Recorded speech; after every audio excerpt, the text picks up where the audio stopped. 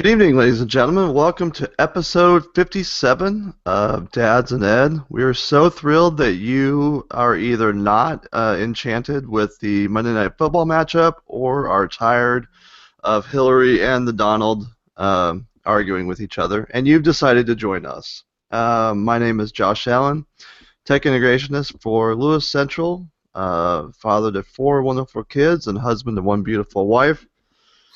Um, so, Mr. Catlett, I don't know if you saw the show last 2 weeks ago because you weren't here.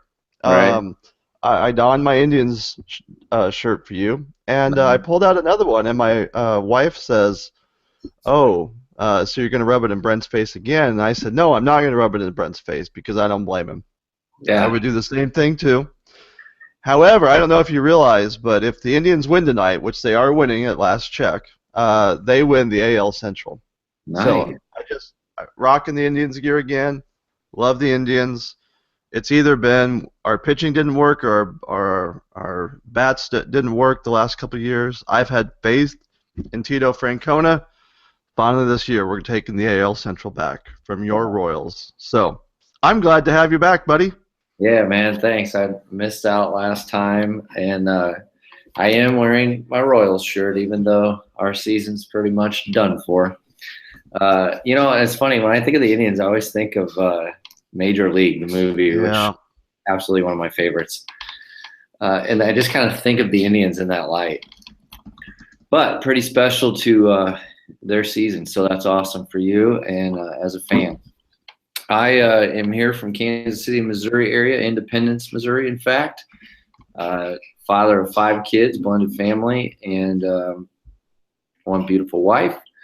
And really excited about our conversations tonight, as usual, and just kind of looking forward to learning from Philip.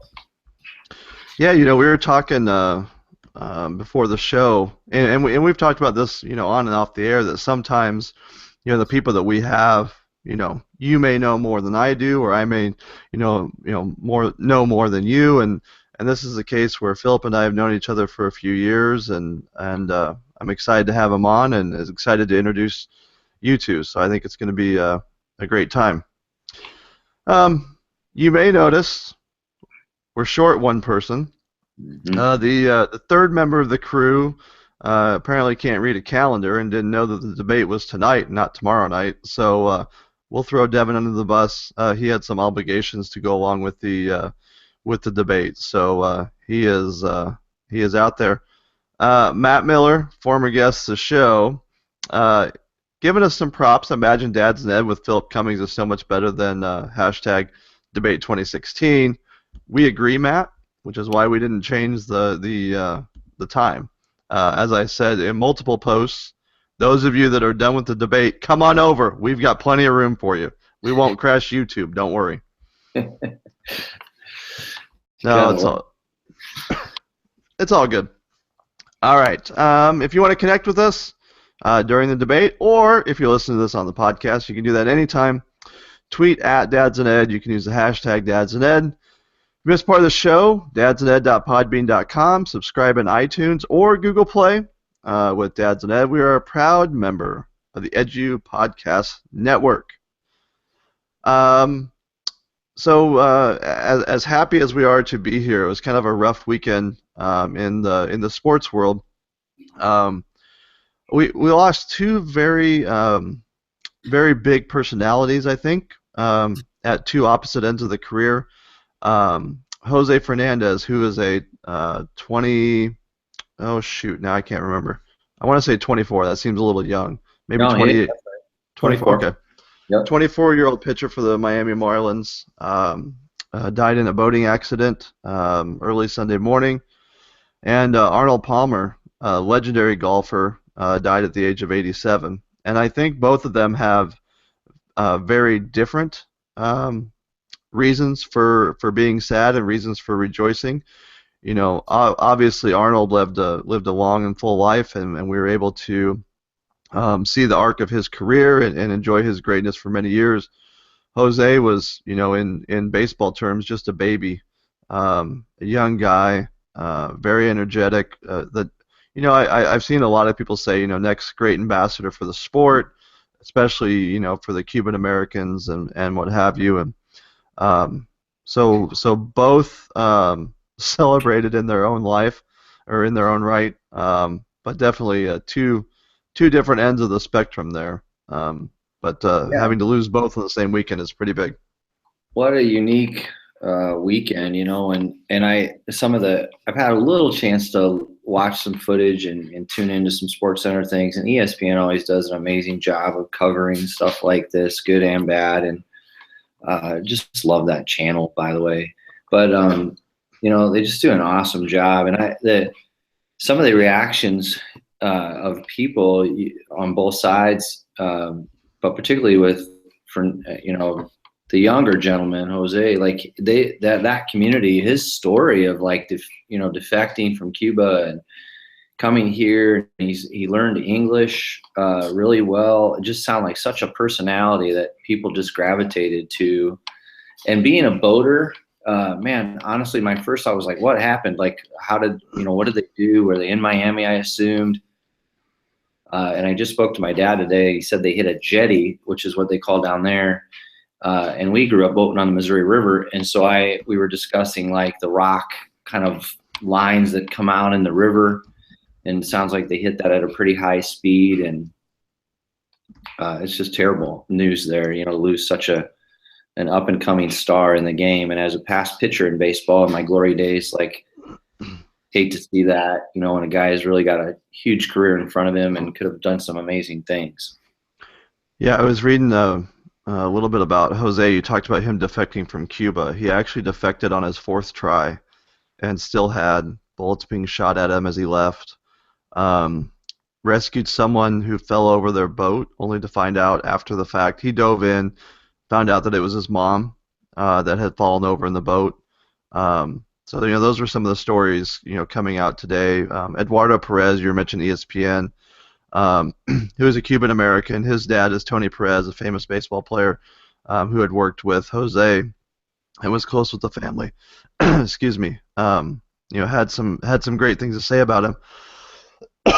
Man, this cold is driving me nuts. Anyway, what I think is really cool, I don't know if you saw this. I just retweeted it a little bit ago from the Dad's Net account. So yesterday they canceled the Marlins game, so today is their first day back. Jose was actually supposed to pitch today. All the Marlins are wearing number 16, Jose's number, which kudos. I think they're playing the Mets, if I remember correctly. Kudos to the Mets for not caring and just like going with it. And they held a moment of silence with 8 players out on the field, no one on the pitcher's mound, obviously. But then D. Gordon is their leadoff man. Has not hit a home run all year long. Hits a home run every 269 at-bats. Leads off the game. The third pitch of the game. He actually took the first pitch. So D. Gordon's a left-handed batter. Jose's right-handed. He gets in Jose Fernandez's stance on the right-hand side. It takes the pitch, switches over to the left side. 2 pitches later, hits his first home run of the season. As the first batter up to the game. Like, how crazy is that to honor your friend? He breaks out crying as he's running the bases. Like, you can't script that any better than what just happened tonight. Yeah, again, chills. You're just telling me that story because I hadn't seen that yet. I was traveling back from Omaha today, so I didn't see that. That's amazing, and not to get deep and faith filled, but it's very important to me, and he had a purpose, and I think the impact he had for people, and that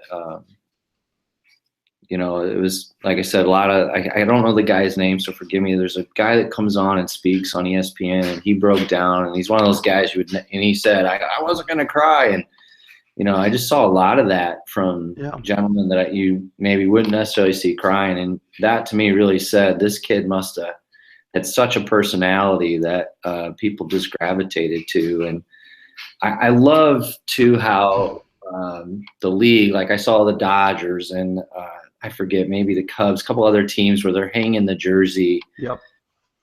And just kind of paying homage and that camaraderie of that, I think is so cool. And not to change subjects in Nebraska football, but the Sam Foltz situation. I mean, I just love how Northwestern had the decal on their helmets this weekend when they played against Nebraska. Stuff like that is the classiness of that, and the, that is so awesome. Yeah. I just think that stuff is great. And Arnold Palmer too. Such an impact on the game of golf, and all those young guys paved the path. My dad told me today he was part of the start of the golf channel. I didn't realize Oh, that. really? I didn't either. Yeah. He was saying there was some guy that contacted him about it, and he got himself involved and basically was, if you will, a co-founder of the golf channel. And there's a lot of guys out there that love that channel. So Right. it's just, stuff like that they're doing behind the scenes, it's just amazing. Yeah, absolutely. You're right about the tributes, whether it's Sam, whether it's Jose. I think the Arnie ones will come as the golf obviously doesn't play again until Thursday. I'm assuming there's a tournament this weekend, but I mean, think about what the Masters is going to be like next April. That's a signature event for golf. Um, it's nice to see when, like you said, they put aside the game, realize it's just a game, and honor the people that have made that game great. Um, I was listening to someone this morning. They were talking about how Arnold Palmer is really credited with bringing like everyday guys to know and understand golf, because he was a drinker and a smoker and a swearer, just like a normal average guy. He wasn't a big name guy. He was from a hard working Pittsburgh or Pennsylvania town, and it's nice to kind of see them recognized and appreciated really for what they are, and obviously very different stages in their lives, but it's good to see that understanding.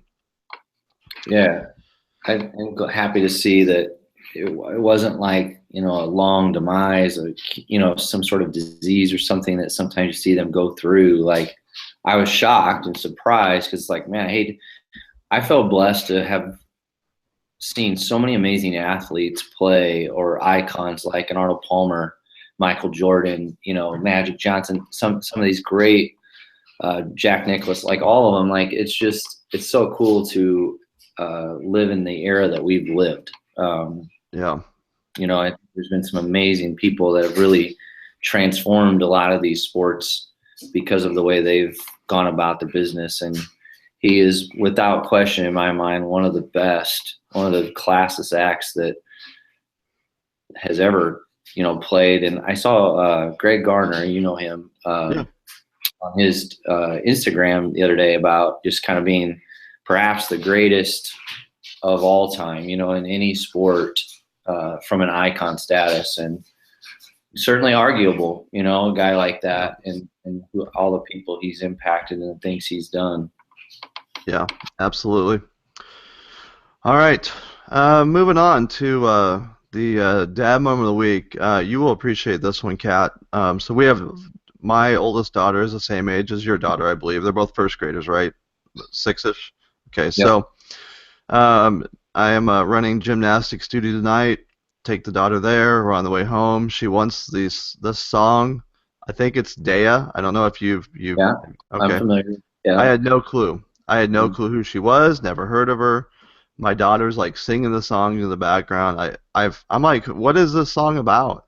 She couldn't tell me the right answer. Um, I go, where did you even hear this at? Apparently it's our neighbor, who's 2 years older, 2 or 3 years older. I don't know, whatever, three, I think, 3 years older than my daughter.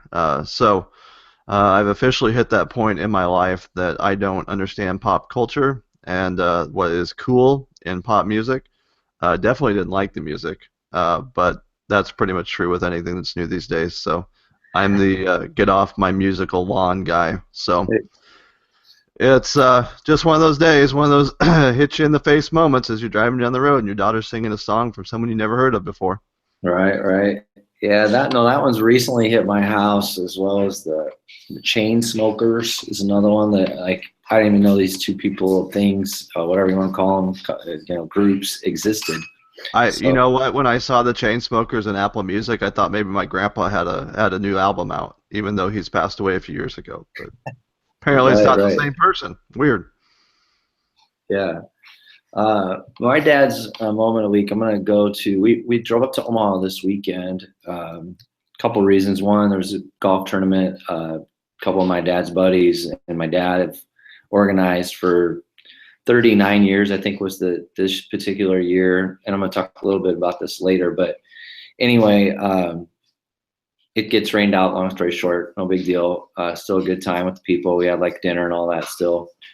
But then fast forward to Sunday, went over to my mother-in-law's house for dinner, which is always fabulous. And then just outside in the backyard, getting to play catch with the kids and all of their interest. And my oldest being 10, it was kind of a cool moment of just playing some catch with the football. And the fact that he could actually do that and not 30 seconds later be ready to do something else was really a cool moment for me, because a lot of my kids are young yet, and so I don't get to do that all the time. And then I'll finish up my moment. I'm kind of sharing 3 moments here too, but we went to the zoo today in Omaha, which is an amazing place, of course. And now that we live in Kansas City, we don't get there as often. So got to see all those improvements, which I was really blown away by. But just the kids' faces, as they check out those things and see all the animals that you see in books, is cool stuff. So really enjoyed kind of taking a personal day-to-day as they check out those things and see all the animals that you see in books, is cool stuff. Philip, close the window that has our YouTube video playing in it. I muted you because I was listening to Brent's story for the second time. Both of them were good, but I muted you. Oh, this is Dad's and Ed's at its finest, and Devin's not here to enjoy it. It's not his fault. Ah, dang it. Where's Bill at when we need him? Yeah, I'll give him time. He'll be chiming in shortly. Hey, Philip, I unmuted you. You can talk now. Oh, great. Hi, guys. Hey, how's it going? Pretty good. Pretty good. Ladies and gentlemen, we're excited to be joined by Philip Cummings. Philip is brought to you tonight by Kohler No Slam Toilets. Tired of your kids dropping the toilet seat and waking up their siblings? Get the Kohler No Slam Toilet Seat, an essential in every family's makerspace. Philip, glad to have you here. Tell us a little bit about yourself, my friend. Well, I am a father of 4, happily married to Debbie for 11 years now. I teach 6th grade reading at an independent school in Memphis, Tennessee, Presbyterian Day School. This is my 6th year. And again, my focus is reading and teaching reading to boys and helping boys fall in love with reading. So and teaching them to be critical thinkers too.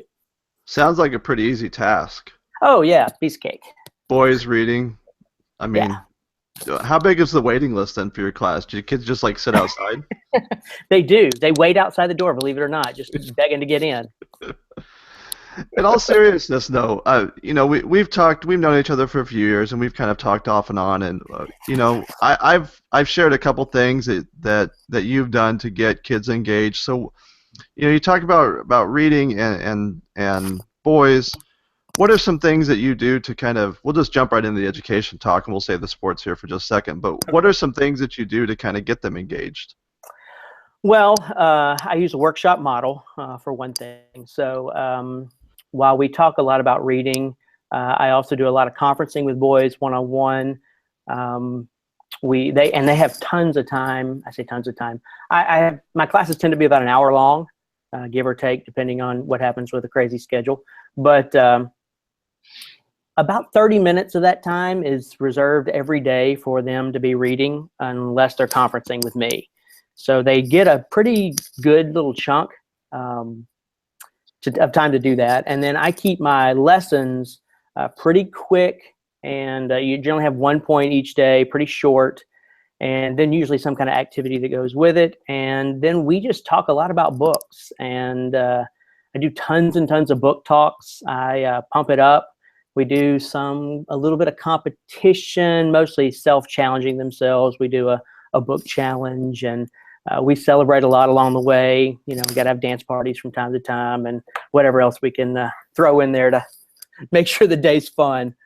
So I try to break up the hour a lot so that they're not sitting except for the time that they're reading. They probably get up and move around 2 or 3 times in the middle of each class. We move from different parts of the room, so it helps. Philip, is there stuff within your curriculum that you kind of have to teach books, or is it more open-ended in the sense of the books they can choose from? Well, I have some standards that were set by the school that I really teach around and teach toward. But on top of that, I have a lot of freedom as far as if I decide to do a novel, I can change that novel up every year. We've done some project-based stuff where I taught certain novels and then let the kids really do kind of even student-led project-based learning where they kind of design the whole thing. I just facilitated it.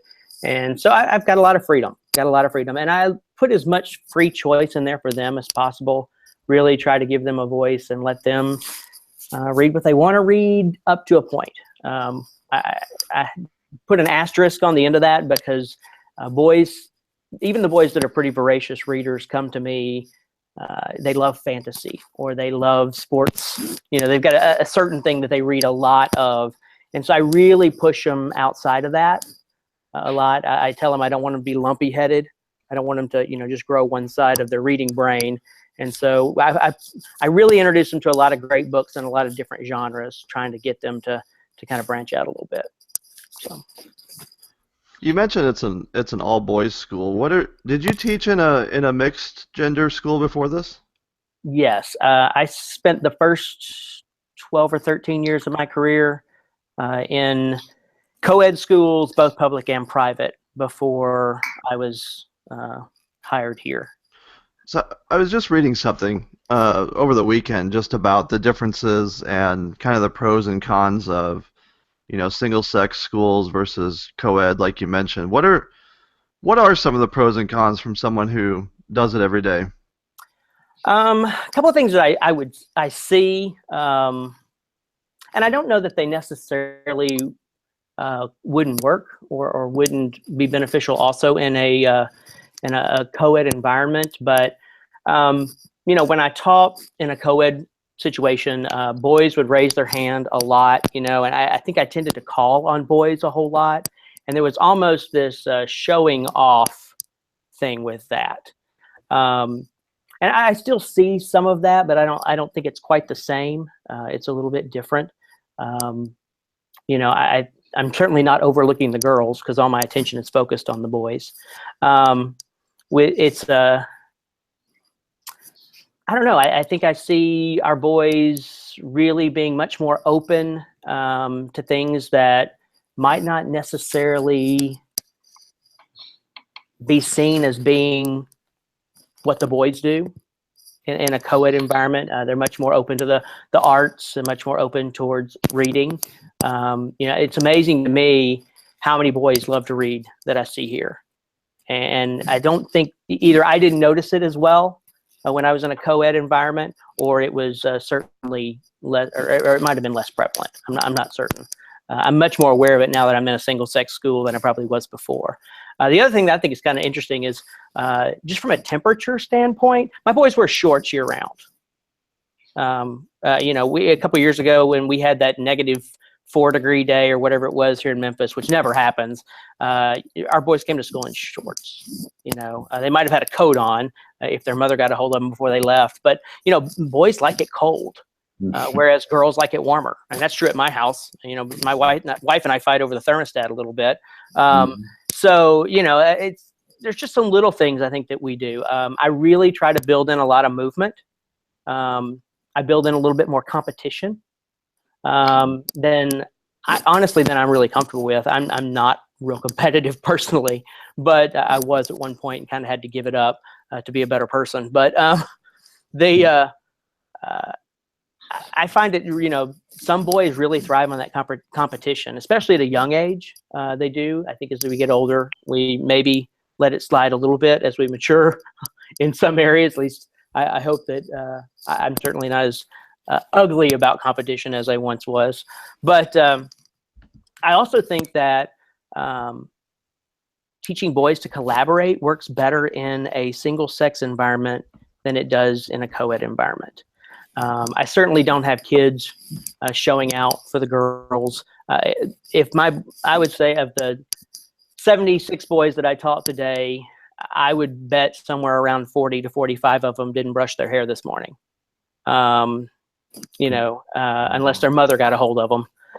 So it's just a different setting. My daughter's also in a single-sex school.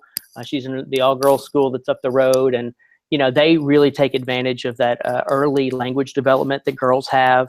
They were writing stories in pre-kindergarten and doing really some neat things that we wouldn't have tried with boys. It just wouldn't have worked. I think there are advantages. I think there are some disadvantages too. I think there's certainly some cons. I don't think our boys are very mature when they do get into a co-ed situation. They develop a little later, I think. I don't know that that's necessarily always a bad thing, but I do think it's something we see. Philip, yeah, go ahead. I'm sorry, Brett. I was a principal in an all-male school years ago. And it was an interesting experience for me. And what I'm curious about is just the dynamics of your staff, like kind of female and male. And because in my experiences in elementary schools prior to that one, we were predominantly female. And I was like always the only male around, it seemed. And then when I went there were actually more males, which I felt like, of course, was the best case scenario for these young men to have those role models. So I'm kind of curious about, is that something for you that was a lure to the school, and then just kind of what those numbers are at the school, and in general, is that something you appreciate, from the standpoint of being a teacher for them, a role model for them? Yeah. So I think one of the reasons why I was hired, I was actually kind of pursued for this position. I had done some presentations and other things where administrators from the school had been in, and when they had the opening, they contacted me and asked me to apply, and I was eventually hired. But when I first came, I was the only male homeroom teacher 6 years ago. Now, there were plenty of other male teachers. We had a music teacher that was male. We had lots of coaches. Our PE teachers were all male. Male administrators, the Bible teacher, it's Presbyterian Day School, so we're a Christian school, was male. But there weren't a whole lot of classroom, regular homeroom teachers that were male. That has really changed. Now at the 6th grade, there's another male teacher. So we have 2 male, 2 female teachers that are homeroom teachers. 5th grade has a male teacher that's a homeroom teacher. So we have a larger group. Our Spanish teacher is a male teacher. So we've got more guys now than we had, and that's been really a push from our administration. That was in their strategic goals several years ago, and we're still working towards that, I think. But we have a mentorship program in our school. All of our boys in the 4th or 5th grade get put in a mentor group. Either the coaches or one of the male teachers works with those boys for several years, and they meet as a group once a week for about 30 to 45 minutes. And they stay together as a group. They go on some trips together. So it's really pretty neat relationships that develop out of that. A couple things real quick before we jump to the next topic.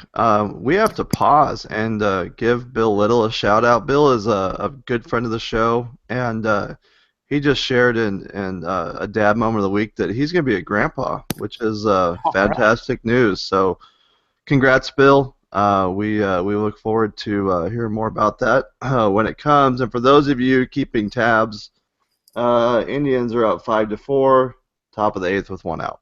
So we're gonna still on track to celebrate in Detroit the AL Central title.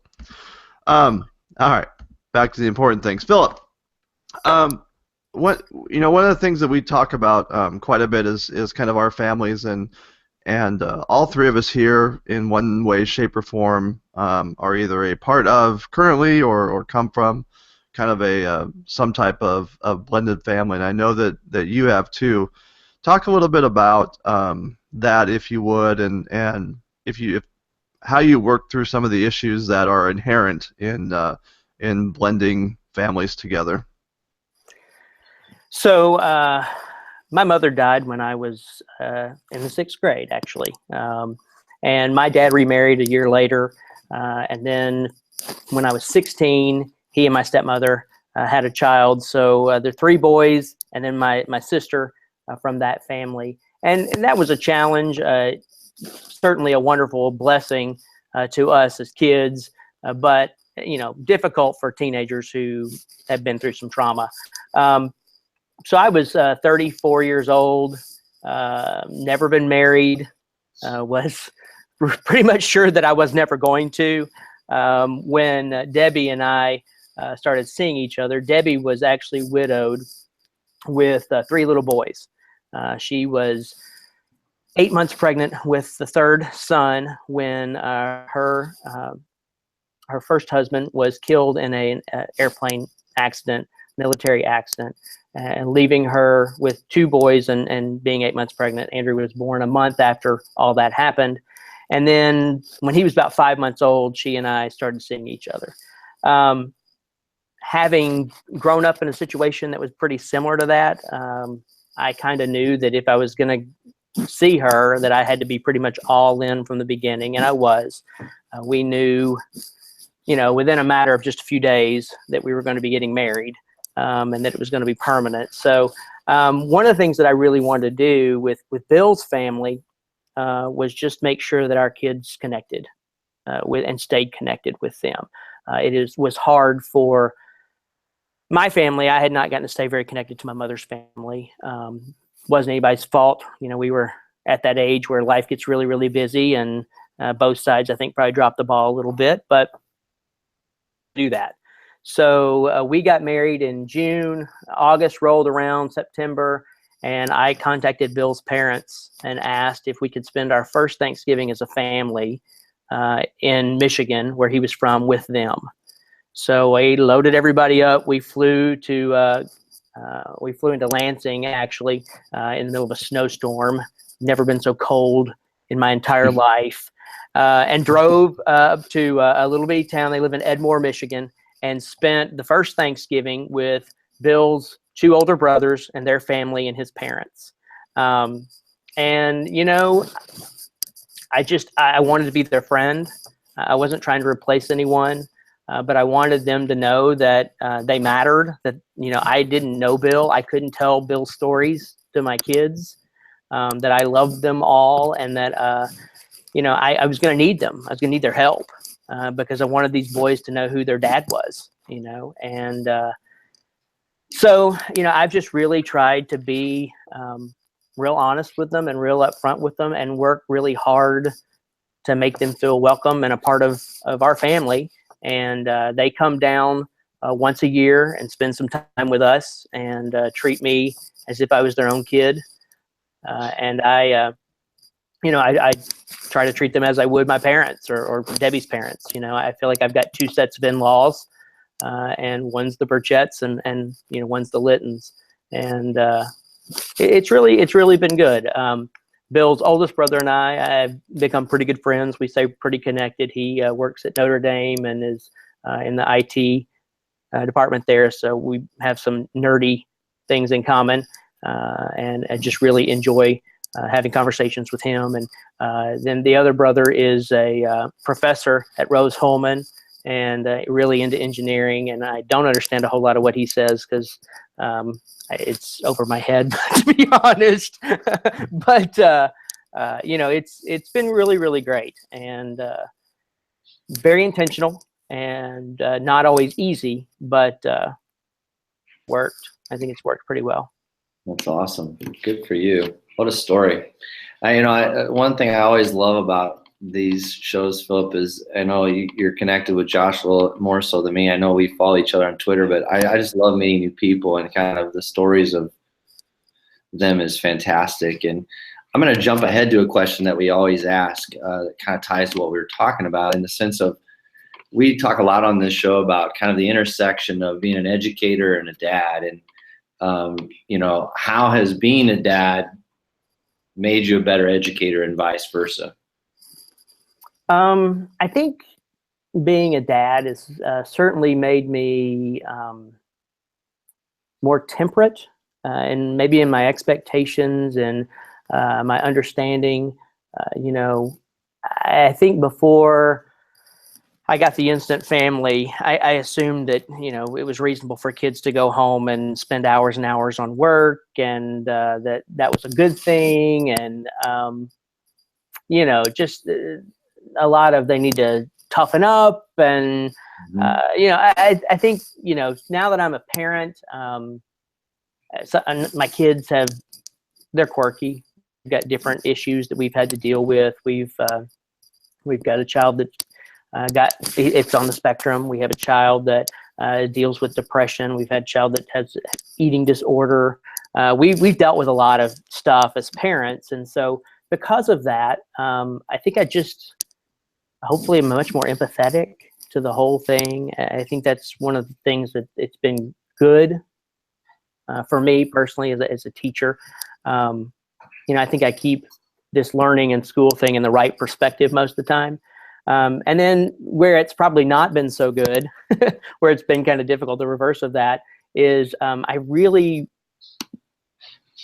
really high expectations for what education should be for my kids. And when it's not that, when they're not receiving what I think they should, when they have a teacher who is honestly not as good as they could be or should be, it's very hard for me to not say anything. To just be quiet, shut up, and suffer through. So and it's just hard. So you can be empathetic with the kids, but not with the teachers. Nobody got time. To a point. Nobody got time. Yeah. I struggle with that as well. From a standpoint of what I know, like connecting myself to educators like you that are out there, and knowing like all this great stuff that you bring to the table. I want that for my kids. Like I could, if I could draft, like speaking of like fantasy football draft, which I'm killing it this week, by the way. But like if I could like draft up, kindergarten through, and I would have the best teachers in the world for my kids, and it just would be awesome. But unfortunately, that's not the case. Yeah, it just doesn't work that way, unfortunately. As soon as Catlett wins the lottery, we're ready to go. Correct. It's all going down here. Let me know. So, speaking of heavy-hitting topics, I don't remember which social media feed it was on, but I noticed that, like me, you got to participate in a football game via the suite, which if you haven't done this, I brought this up multiple times because it's like one of the few things I get to brag on these guys about, but so you sit in the suite watching the Tigers play this weekend, the Memphis Tigers. Let's be clear, we're switching to college football now. Talked about, bringing some Memphis in here. So how was that this weekend? Yeah, well, we destroyed Bowling Green. 77, I think, to 3 was the score. So yeah, it was great. One of my students, his dad, their family has a suite, and it happened that Friday was parent-teacher conferences, and so they were in here. We were talking about the game, and he's like, "You're coming with us, right?" And I was like, "Well, yeah." So it's just a matter of figuring out who all in the family was going to join us, and we got to do that a couple of times. I actually, I have a 6th grade son, so I'm a parent and teacher at the very same time this year because he's in my room for about an hour a day every day, and he's buddies with this little boy. So we've done that a few times, and they're very kind and generous, and we've gotten to do some really fun stuff because of their connections. So it's all about who you know. You got to milk anything you can. Yes, definitely. I will say, having to sit back in the stands a couple weeks ago when I was back at a Nebraska game, it was when the Valentino's local pizza place that caters to the university, when that's not right behind you, and you're not like, rubbing elbows with the guy who gave $30 million, it's hard to get back into the stadium life and the bleachers. But no, it's fantastic. Yeah, absolutely. We actually had a heat wave came through this past weekend in Memphis. So it was swelteringly hot, and I was sitting under an air conditioning vent Nice. as I watched the game. So, and we just scored every time you turned around. So that was fun too. Even better, we actually lost when I sat in the suite, but whatever. That's probably why I haven't been invited back. Yeah, I was gonna say. One of the many reasons. So we have to ask then. So Memphis was, I don't know if they're still on the list for the Big 12. They're not? Okay. Are you okay with that? I mean, good or bad? No, Do you want to join Texas's conference is basically what we're asking.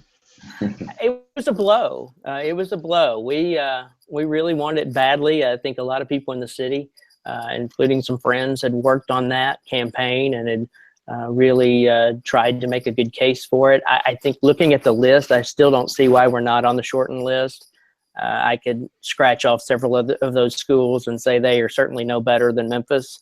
Maybe have a slightly better academic reputation, but it's an athletic conference. Right. I really don't understand that being the logic behind why Memphis didn't make it. So it's a blow, but the fact of the matter is that all the conferences are going to be, there's going to be more conference upheaval in a few years, and we'll have another shot.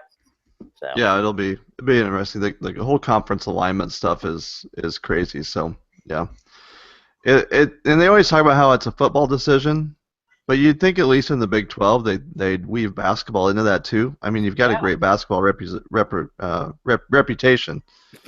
Yeah. Nothing's worse than stumbling over words in front of a language arts teacher. Well, we did punish the University of Kansas for our not making the short. Yeah, I heard you bragging about that, Philip. That's not a big deal, man. Hey, they still beat us in basketball, but we crushed them in football. Okay. Oh, it's all good.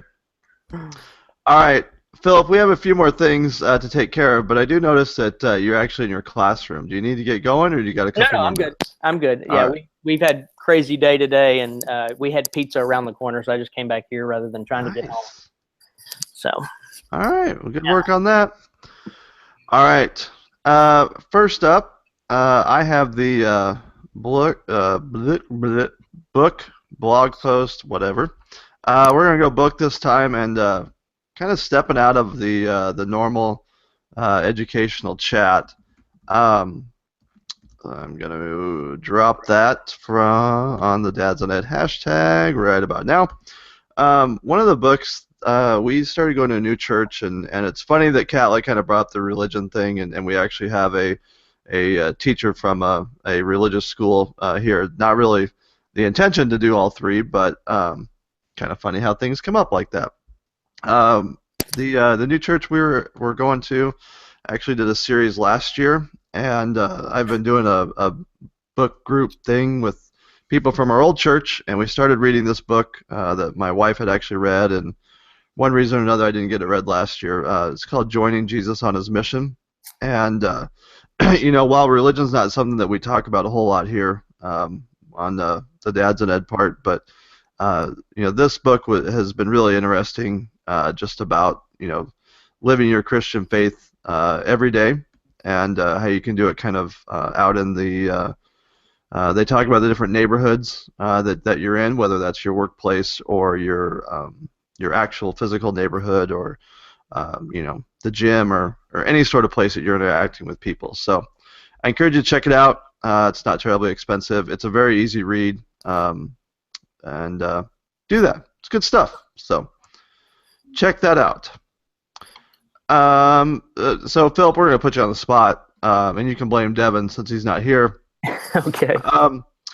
What is a good video or YouTube channel that you tap into, whether it be for kind of like periodic, you talked about the different things that you do to get kids engaged, or maybe it's beginning of the year, end of the year, time of year.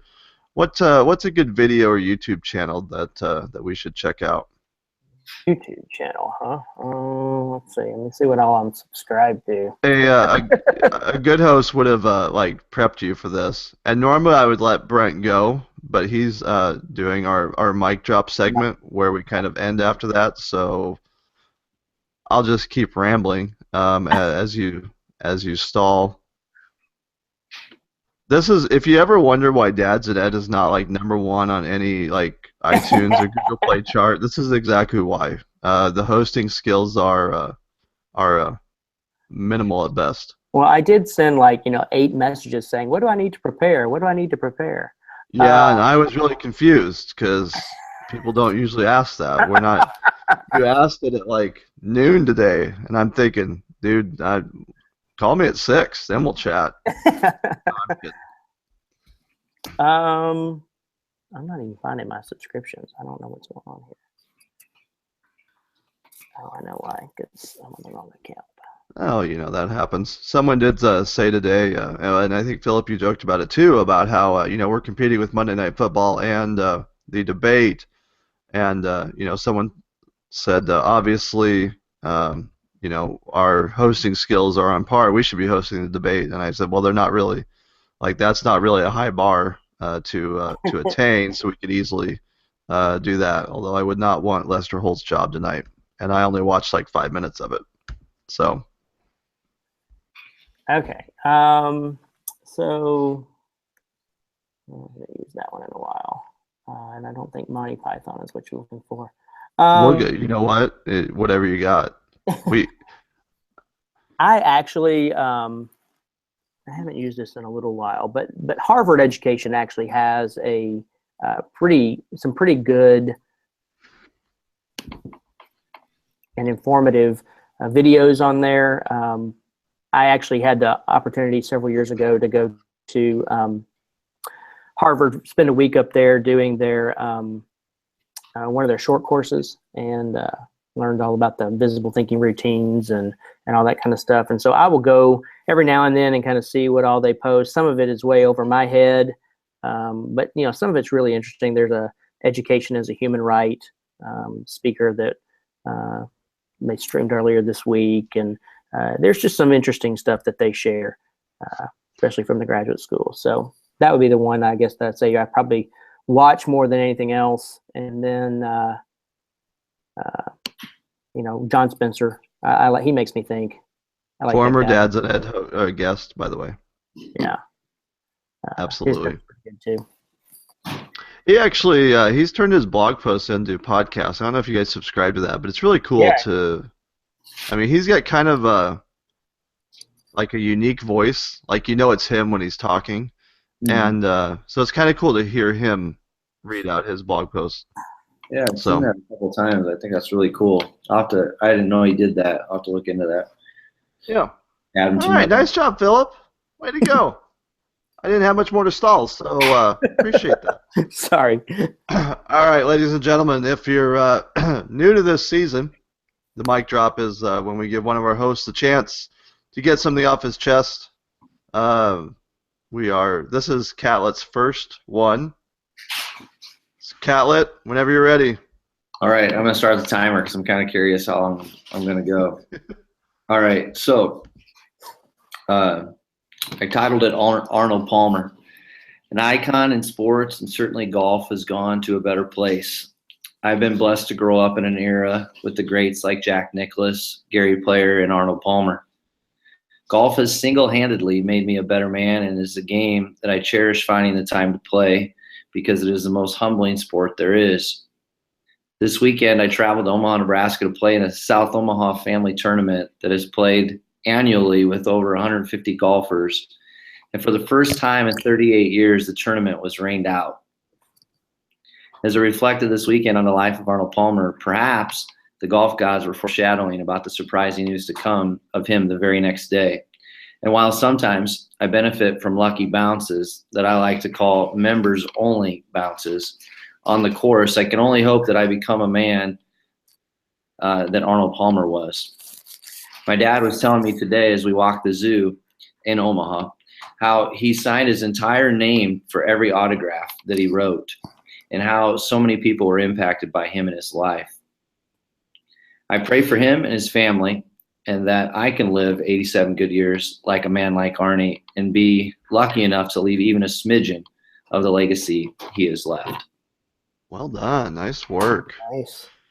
All right. Well, ladies and gentlemen, in 2 weeks, we will have a special show, as we've mentioned numerous times, because we're all about self-promotion. We are one of the featured speakers at the Iowa technology conference. And so in 2 weeks, we are going to have our live show during the day. So make sure to take the day off. Kind of like March Madness, you know, when you take time off, you're going to have to do that over lunch for dads and eds. So, Philip, appreciate you joining us. Great insight, and we look forward to catching up with you soon. Thanks for having me. Enjoyed it. Thanks, Philip. All right, we'll see everyone in 2 weeks.